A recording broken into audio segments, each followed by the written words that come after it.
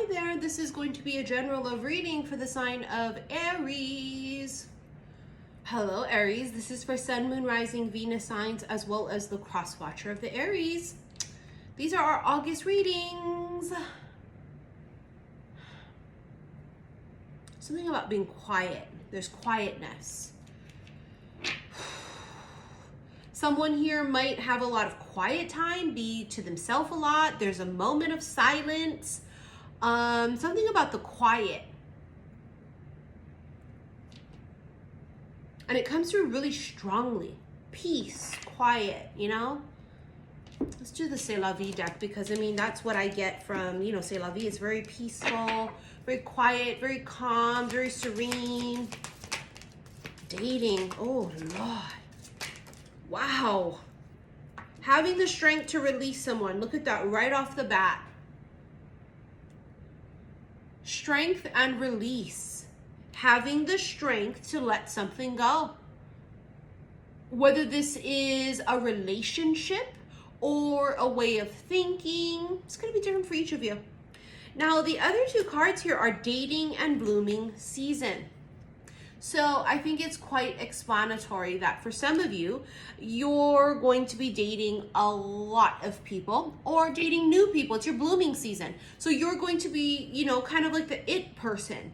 This is about you really blooming and being seen and wanting to be seen and going out there and putting yourself in a place to be vulnerable, but also about you being fully bloomed, right? You being at your full potential, you kind of stepping outside of yourself in your own shell.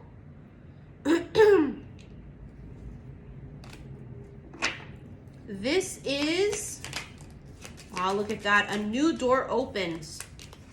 A new door opens. This is all new beginnings for you guys, Aries. And good luck.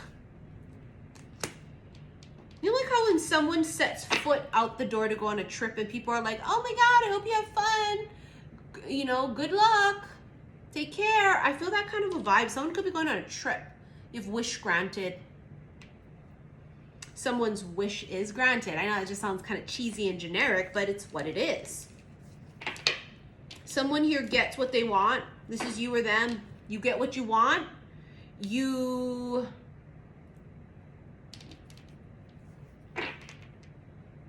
Someone wishes for this and it doesn't come true in the moment. It does not come true in the moment. This is something that manifests after the fact. So it's very unexpected. I think this is something that someone thought they weren't going to get and they made peace with it and then they get it. The albatross, a good sign or omen. Someone here is also regretful, which is what this talks about. Shame, guilt, regret. It's guilt though. Someone feels guilty. Something's eating away at them. The whip. Something is repeated over and over and over and over and over. And then the elephant, which is about trust, power. Someone very wise, like the gentle giant. These two people have mental telepathy as well too. Because the elephant talks about telepathy and wit. So it's kind of like a dry, funny person. But I get dry humor with this. But someone here has been caught up in something, some kind of cycle they were stuck in over and over and over. It could have been a karmic partner. This is that release too, yeah? The letting it go, ending something, releasing this idea or this person. Now, the thing about the whip, right? It talks about something that is repeated. Someone here is like going through the motions of something, but they're not really living or loving. The mask. See, they wear a fucking mask. It's exactly what it is. They wear this mask. It's this fake facade. So if somebody here is in a relationship, and this is for them, this energy, they're not happy. They pretend to be. The world thinks they are, but they're not happy. They wear a mask to hide what they really feel. And this would be possibly because of fear of new, right? The comfort zone is safe. but nothing ever grows there, right? So, you know, you had the blooming season as well too, so that's telling us something. This person just pretends that they are, that they're happy. You have the butterfly, a huge transformation or metamorphosis. This particular person that we're speaking of, they're going to go through, if they haven't already started, a major fucking transformation.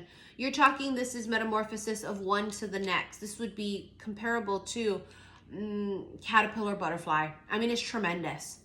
This is going from someone who does everything only for other people, puts himself last, wears a mask, you know, whatever, to saying, hey, I'm finally going to do something for myself.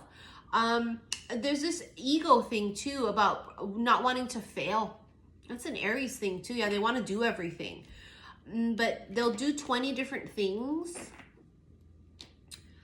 and not do so great at 20 different things, where they should only be doing maybe 2 things, maybe only 1, maybe 3, and be phenomenal at them. But it's this thing about always having to do something, right? Aries energy, they have to do it. The guy do it. They're always moving. They're always talking to, just do it. Always do it. And I remember when I felt that energy earlier about the quietness.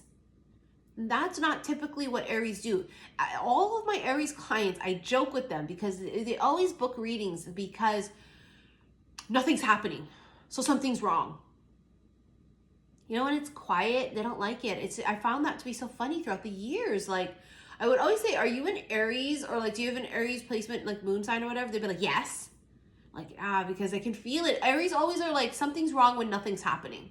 But see, that's the point though, right? There's sometimes periods of time when nothingness is supposed to happen because it's a period of growth. Just like when the caterpillar's in the cocoon, nothing's happening on the outside, but everything's happening on the inside. It's just this energy of they want to conquer everything and do it all, and they want to have 7 businesses, and they want to do all these things, and they want to, and it's too much sometimes because it's not quality. Do you know what I'm saying? How can it be quality if you have too many things going at the same time? It's not even about the fact that we're saying you're not capable of quality, but we're saying it's kind of impossible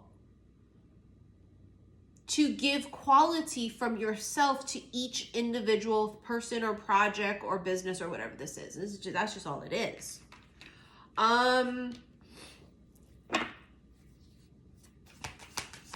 It was a missed opportunity too, the Fool. See, it's all about jumping in now. It's not about playing safe. This is not about staying in the comfort zone because the Fool risks it. The Fool jumps. It says, I'm going to do it, okay? And everybody goes, ooh, okay. And the Fool just does it. They jump. 10 of Wands. 10 of Wands is all about that barrier. The Fool in the past couldn't jump because it had all of these things that it had all this stuff. It had a marriage or kids or all of these bills and all of these, it's all responsibilities. Because remember, 10 of Wands is all about like carrying the weight of something. How can you fly if you're carrying the weight of all of these things? And it feels like somebody here was carrying the weight for other people too. Just bearing the responsibility of all of this stuff. And now it's like someone says, yo, I cannot do all this shit. I've got 20 fucking projects going on right now. I cannot give myself to 20 fucking projects. I realize this now. I'm going to scale back and this is what I want to do. So the Fool energy is also about starting from scratch and starting from ground zero. It just is, right?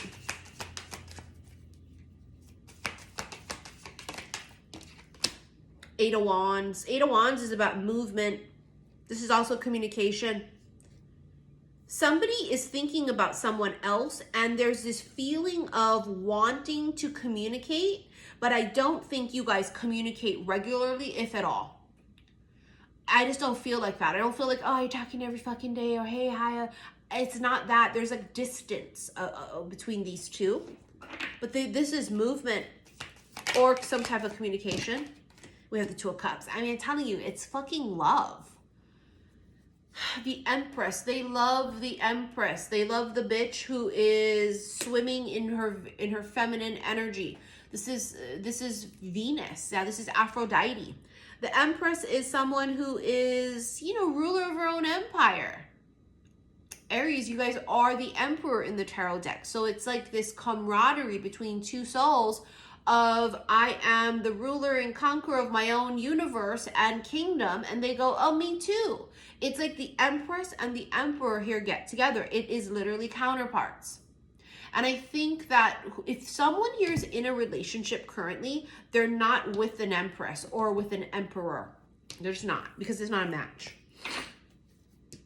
This Two of Cups energy also tells me, though, that this is a mutual soul connection between these two people. You have death, and that was what we talked about earlier with the butterfly. It's this major fucking transformation. It's going from caterpillar to butterfly. It's about going from one state of being to the next. And I feel like this person goes through a fucking spiritual awakening. Finally. I want to say that too. Finally. And if you've been waiting on somebody, and not necessarily waiting, because a high vibe person, an empress, a queen, a goddess, she doesn't wait, right? But you know what I mean. You even kind of like checking on and seeing like, oh, is this fucker going to do anything? Peeking up on them and shit. You know what I'm saying? Your life hasn't been on hold because we don't do those things. But you know what I mean? I think they finally start to crack. I mean, I think they do. And I think that I think they crack with the quietness. Everything starts with the quietness. Remember the whole quiet, it's silent, it's a moment of silence or something about it. It's like prior, they were able to ignore all of the things that they needed to address or do or whatever because they had 20 fucking projects. I have so much to do. I can't possibly deal with my marriage at home or this thing that I have 20 businesses and can't give to. I'm so busy. It's like it was all distractions. And now there's this moment where it's like, it's just, you can't keep running from it. It's just like, it's not working. The world is coming full circle. I think for some of you come back to this person or this option. I just do. Don't mean you come back to a fuckface or someone who's still going to treat you like trash. When I say come back to them, I mean, I don't know if you guys have, for those that have followed me for years, you guys remember this. Years ago, I saw in my head at the apartment on the beach, this list of names, and they were all crossed off, and one name was crossed off and zeroed out, but it was recircled freshly. And what it told me was that it was an option that was counted out that becomes an option again. And I am seeing that in my head, a name that was crossed out, but now it's recircled. It ain't over till it's over kind of an energy. And I don't think it's over. You do have the King of Wands, which is action. It's doing it and doing it well, you know, doing it and doing it and doing it well. It's very LL Cool J. It means action. It's not just about like wanting to take action and I should have and I regret that I didn't and it's a missed opportunity.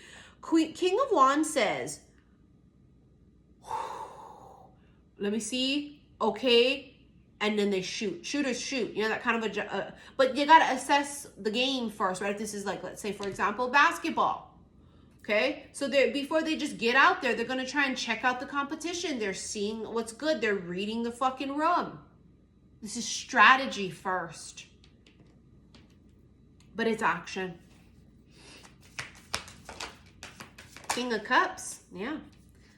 In touch with their feelings. They are recognizing what they feel, no longer pretending, no longer wearing this mask of what this is and what I want it to be and what I'm going to pretend that it is. It is what it is, right? That kind of a feeling. And we do have the Wheel of Fortune. So someone's wheel is turning. That's the world as well too, right? Going back to the World card, right? You have two cards now, Wheel of Fortune and the World, that talk about big, huge life cycles or karmic lessons and such, right? Now, the Wheel of Fortune can be destiny and fate and fortune and luck, but it also talks about sudden change and it's a turning point, right? And, you know, the World speaks of Saturnian lessons and that's karma, but it also speaks of coming full circle and it can be about something that's been completed, a huge life cycle or lesson. And I think Someone's lesson here